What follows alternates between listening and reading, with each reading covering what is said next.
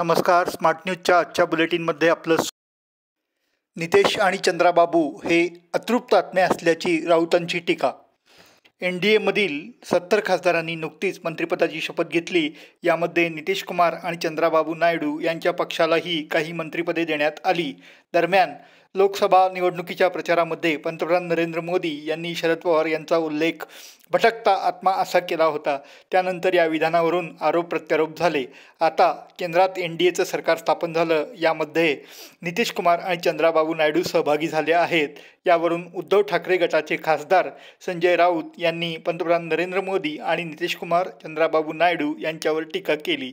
केंद्र सरकारमध्ये नितीश कुमार आणि चंद्राबाबू नायडू हे 2 अतृप्त आत्मे आहेत असा हल्लाबोल राऊतांनी केला. नीट परीक्षेतील गैरव्यवहाराबद्दल सखोल चौकशी करण्याची मागणी युथ काँग्रेसच्या वतीने करण्यात आली आहे. नीट परीक्षेत घोटाळा झाल्याचा संशय व्यक्त केला जात असून बऱ्याच विद्यार्थ्यांना मिळालेले गुण पाहता परीक्षेत गैरप्रकार झाल्याचे बोलले जात आहे. त्याच पार्श्वभूमीवर चौकशी होईपर्यंत प्रवेश प्रक्रिया स्थगित करा अशी मागणी इंडियन युथ काँग्रेसच्या वतीने करण्यात आली आहे. बेळगावमध्ये इंडियन युथ काँग्रेसच्या वतीने नीट परीक्षेबाबत जिल्हाधिकाऱ्यांमार्फत पंतप्रधान नरेंद्र मोदी यांना निवेदन सादर करण्यात आले आहे. इंडियन युथ काँग्रेसचे डॉक्टर शेख सोहेल आणि इतर सदस्यांनी हे निवेदन सादर केले. भारत विकास परिषदेच्या वतीने विद्यार्थ्यांना शिष्यवृत्तीचे वितरण. भारत विकास परिषदेच्या वतीने 10वी व 12वीच्या बोर्ड परीक्षेत बेळगाव शहरात सर्वप्रथम आलेल्या विद्यार्थ्यांना प्रतिभा पुरस्कारांतर्गत शिष्यवृत्ती देऊन गौरविण्यात आले.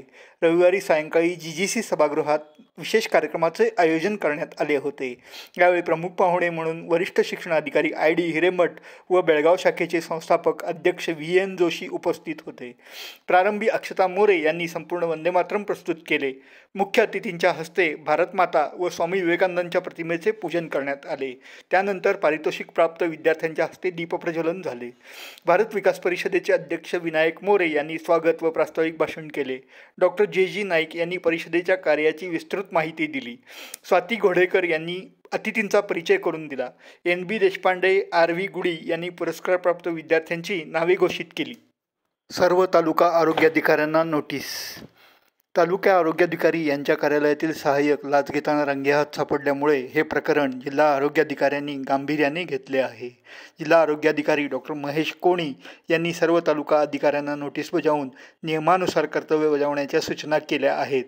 4 दिवसांपूर्वी बेळगाव तालुका आरोग्याधिकारी डॉक्टर संजय डुमगोळ व त्यांचे सहाय्यक व आरोग्य निरीक्षक शंभू राचण्णवर यांनी नेहरूनगरमधील एका दवाखान्याची तपासणी करताना त्रुटी आढळल्या म्हणून पैशांची मागणी केली होती.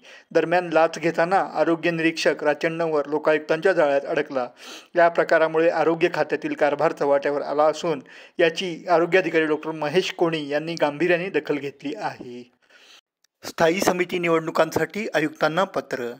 आचारसंहिता संपल्यामुळे महापालिकेचा गाडा आता रुळावर आला आहे. आता स्थायी समिती निवडणुका घेण्यासाठी कौन्सिल विभागाने आयुक्तांना पत्र दिले असून आयुक्तांकडून ते पत्र प्रादेशिक आयुक्तांना पाठवण्यात येणार आहे. त्यामुळे येत्या 15 दिवसात स्थायी समितीची निवडणूक होण्याची शक्यता आहे. महापालिकेत महसूल, आरोग्य व शिक्षण, सार्वजनिक बांधकाम आणि लेखा स्थायी समिती आहे. या स्थायी समित्यांचा कार्यभार संपत आला आहे. त्यामुळे आता पुन्हा निवडणुका घेण्याची तयारी सुरू झाली आहे. कौन्सिल विभागाने सोमवारी आयुक्त PN लोकेश यांना निवडणुकीबाबत पत्र दिले आहे. त्यामुळे आता लवकरच या निवडणुका पार पडतील अशी माहिती मिळाली आहे.